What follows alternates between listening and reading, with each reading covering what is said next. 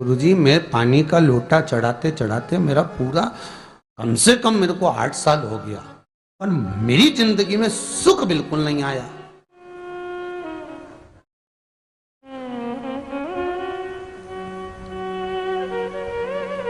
हमने कहा तूने कैसे चढ़ाया, वो भी तो सुने। तो क्या कैसे, क्या स्नान करा और मंदिर जाके लोटा चढ़ाया पानी का। अच्छा, अब मैंने कहा तू चुप रहे। उसके पति, यहीं की इसी ऑफिस की बात है, भवानी मंडी से, उसके पति से पूछा, हाँ जी वर्मा जी सही बताओ पत्नी लोटा कैसे चढ़ाई। गुरुजी ना जाने कहाँ के महाराज के चक्कर में पड़ी, लोटा भर के पानी चढ़ाने जाए, नहाने के बाद बच्चा इतना सा रो रहा, चिल्ला रहा, पर उसको टच तक नहीं करे, किसी चीज के नहीं छुए, और बिल्कुल कोरी की कोरी साड़ी पहने, धुली हुई, पहले ही बाथरूम में टांग के धर दे, उसको कोई छू नहीं सकता, टाविल टच नहीं कर सकता, और ऐसी जाके शंकर जी के फिर लोटा चढ़ाए। मंदिर में अगर किसी ने छू लिया तो वापिस आ जाए, नहाए धोए फिर जाए। मैंने कहा बस अब तो तू ऐसी जिंदगी भर चढ़ाती रहे तो भोलेनाथ आएगा ही नहीं।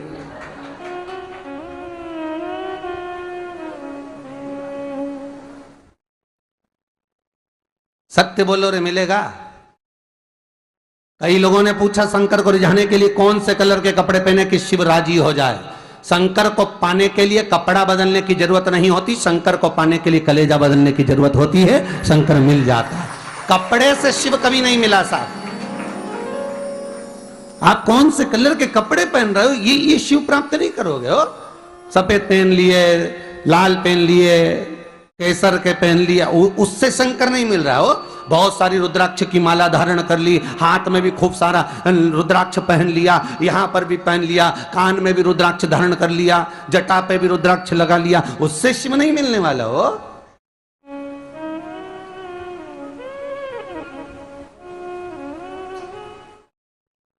अरे भाई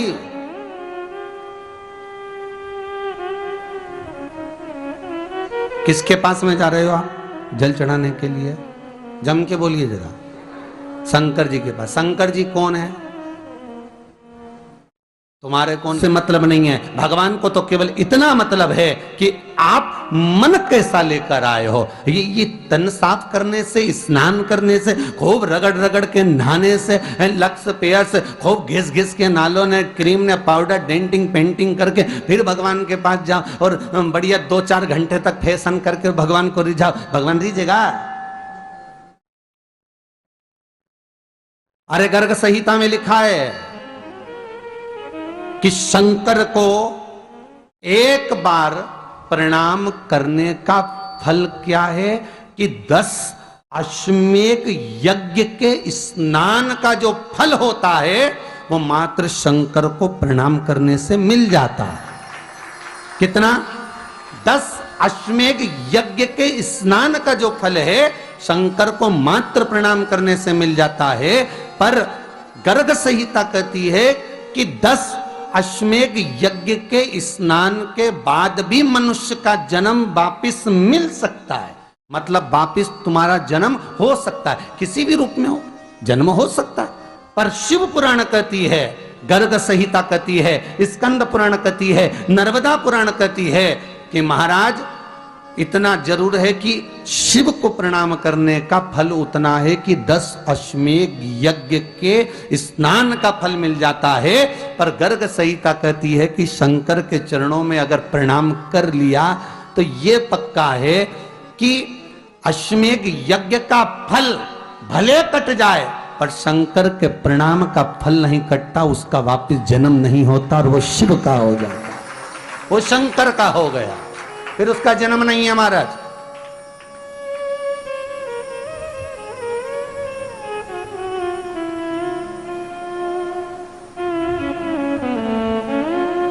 पति से कहा हाथ धो, स्नान कर लो जल्दी से, फिर अपन को चलना है मंदिर। पति बोला नहा लिया एक बार तो दूसरी बार फिर से नहा लो।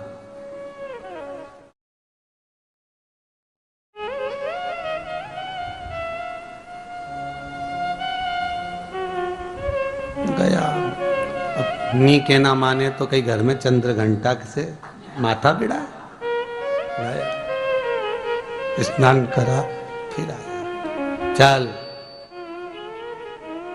पलंग पे काय को बैठ गए?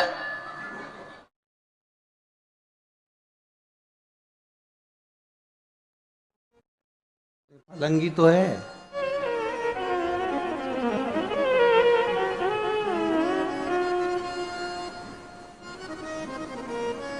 फिर से नहा के आओ। अब ये फिर नहवाने भेज दिया। होता एक सास बेचारी मायके जाना था, मौसी की यहाँ शादी थी। अब उसने बहू से कहा बेटा मेरे को जाना है, अपने घर में छोटे से लड्डू गोपाल उनकी सेवा है, तू एक काम कर कि तू सेवा कर लेगी क्या? हाँ मम्मी, उसमें क्या है, करना क्या है तुम बताओ। बस सुबह से 3 बार ताली बजाना, भगवान को उठाना, पात्र में रख के नहलाना, उनको पोंछना, कपड़े पहना देना, इत्र लगा देना, चंदन लगा देना, मुकुट लगा देना, सुंदर अलकावली सब पिनाने के बाद में भगवान को दर्पण दिखाना। जब भगवान को कांच दिखाए, दर्पण दिखाए, भगवान मुस्कुरा दे, तब भगवान को भोग लगा देना। हाँ मम्मी इतना तो मैं करूंगी, और बाद में भगवान को वापिस सुला देना। हाँ इतना सा कर लूंगी। सास बिचारी कह के चली गई। अब बहू सुबह से उठ के 3 बार ताली बजाई, भगवान को उठाया, बिठाया, नहवाया, तैयार कर दिया। तैयार करके जो दर्पण दिखाया तो भगवान तो मुस्कुराया ही नहीं। अब इसको कौन समझाए कि पीतल की मूर्ति कोई हंसे है? पर उसने तो विचार करा कि सास कह के गई भगवान जब मुस्कुरा दे तो उनको भोग लगा देना। अब भगवान तो कोई मुस्कुराए नहीं, ये दर्पण दिखाया। इसको लगा कि मेरी सेवा में कोई कमी रह गई। इसने भगवान का कपड़ा वपड़ा वापिस उतारा, इनको वापिस रजाई में सुला दिया।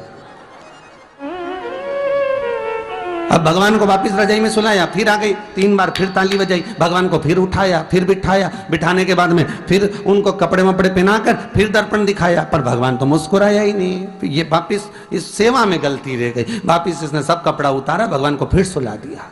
सुबह 8 बजे से नहवा रही, कपड़े पहना रही और सुला रही। 1 बज गई।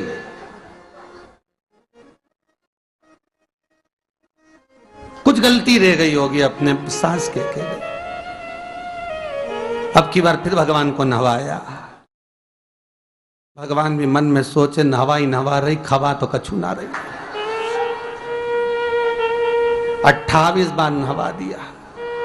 इसके बाप का क्या जाए, 29 बार भी नहवा देगी। सर्दी होगी तो हमको होगी, इसका क्या जाए। नहवा ही रही है और खवाती कुछ नहीं, फिर सुला देती है, फिर ताली बजा। अब क्या फिर आ गई और 29वीं बार फिर बैठ गई और फिर भगवान को नहवाया, कपड़े पहनाया और पहनाने के बाद भगवान का श्रृंगार करके जैसे ही दर्पण उठाया, उठा के जो भगवान को दिखाने लगी, भगवान ने मन में सोचा अब की बार तो हंसी दूंगा, चाहे कुछ भी हो जाए। और भगवान दोनों दांत दिखा दिए। जैसे ही भगवान ने दांत दिखाया, इसने दर्पण रखा और जल्दी से भोग लाई, भगवान के जिमाया। भगवान के जिमाया, जिमने के बाद भगवान को फिर वापस सुला दिया। अब ये सुबह से जैसे ही आए तो भगवान पहले ही मुस्कुरा के, क्योंकि भगवान को मालूम है नहवाएगी 25 बार का मतलब उससे चंद हंसी दो,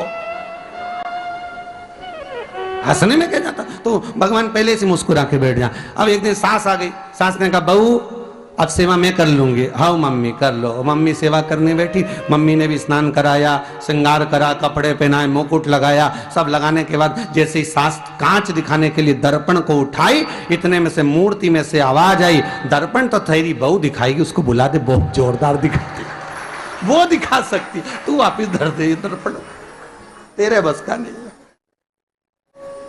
भगवान को भी लगा कि भैया सामने अब इसमें कोई दिखावा था क्या? प्रेम वात्सल्य था।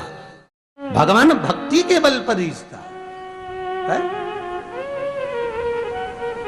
फिर बैठ गए पलंग पे, नाव वापिस नहाते नहाते चले, मंदिर पहुंच गए और राम बेलपत्तर तो घर धरी आई। जैसे ही बोली बेलपत्तर घर धरी आई, पति इसको घूर के देखा, 2 बार नवाया है और बेलपत्तर रखी आई घर। ये पति से कहती कि तुम लेने जाओ, उससे पति पहले ही बोल दिया था कि मेरा तो आज घुटना बहुत दुख रहा, बहुत घुटना दुख रहा।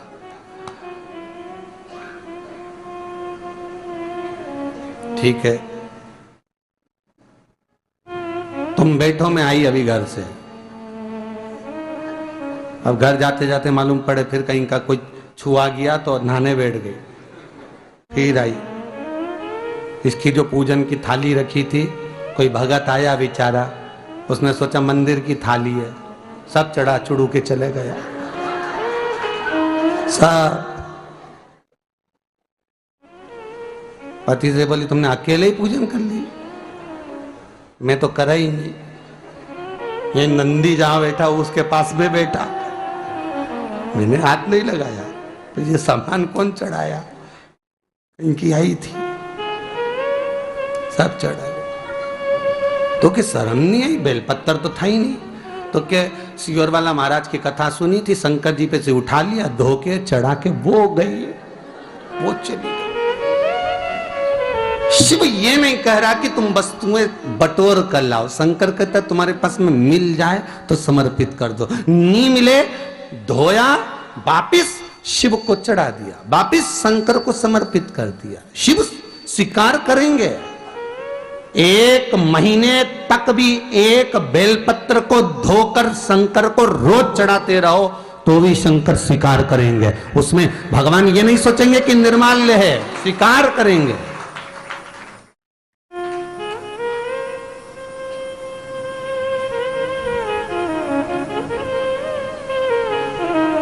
इसका मतलब ये नहीं है कि तुम मंदिर के घर से अगर पास में लगी हो, नजदीक में लगी हो, 8, 10, 15 घर छोड़कर कुछ थोड़ी दूरी पर भी बेलपत्र लगी हो तो लेकर जरूर जाना। नहीं तो कहीं कहीं की इतनी आलसन। उन्होंने कहा सियोर वाला महाराज बोला तुम तो उठा उठा के चढ़ा दो। तो भगवान के मंदिर में ही बेलपत्र नहीं जाए मालूम पड़े हो, तो ऐसा नहीं है कि नहीं जाए वाला, जाओ, पास में लगी हो तो लेकर जरूर जाओ।